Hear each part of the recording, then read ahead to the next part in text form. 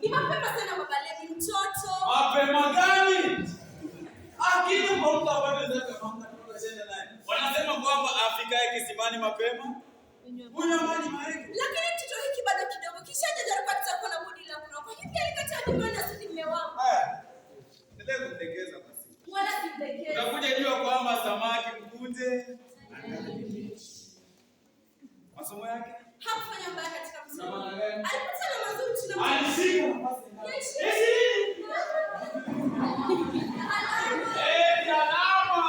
Alama my food. Alama ndizo muhimu. Yeye angepata nafasi kitaka nafasi. Lakini wewe maskini. Sikimoni kwa mambo tunaendelea kupita na sana. Wewe kama tunaendelea kwa Mungu. Wewe baba ndio ndio mtaka. Kwa moto Baba Levi. Mimi ndo nakushukuru mimi.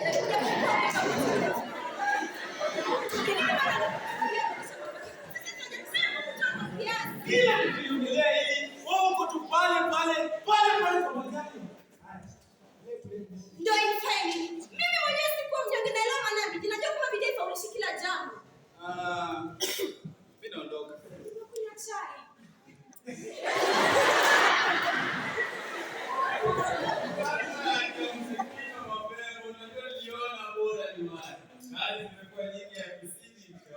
Tini ukweli mashirika mengi yanapunguza wafanyakazi. Kazi kibaki yani kwa ni mzigo ufike kuna ape. Tumekuwa tangu kuliko mke wangu.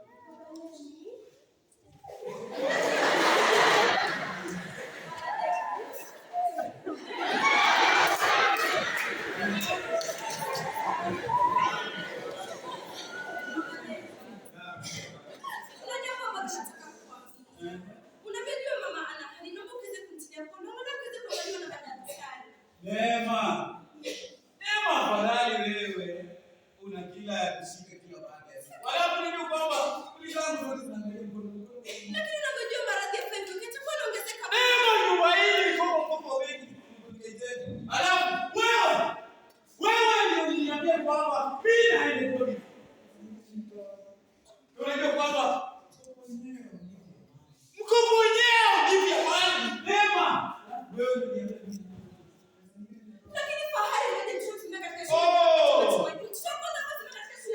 mimi kama Mungu nafanya majukumu yangu. Unanunua. Mavazi. Tunayo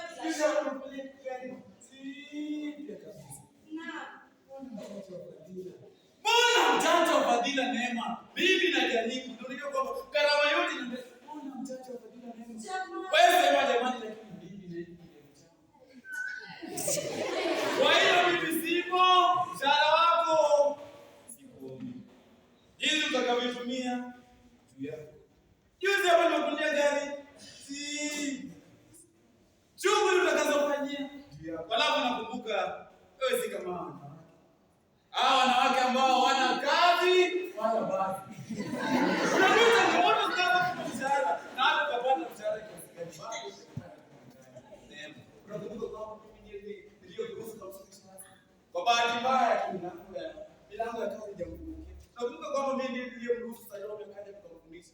Kwa bahati nzuri milango ya masomo ikamfungukia. Akapata first class degree yake. Na nilimu sana kuelewa Neema. Ingekuwa ni kuelewa mke wangu. Basi acha nielewe mume wangu. Neema. Unajua mipaka ya mahusiano.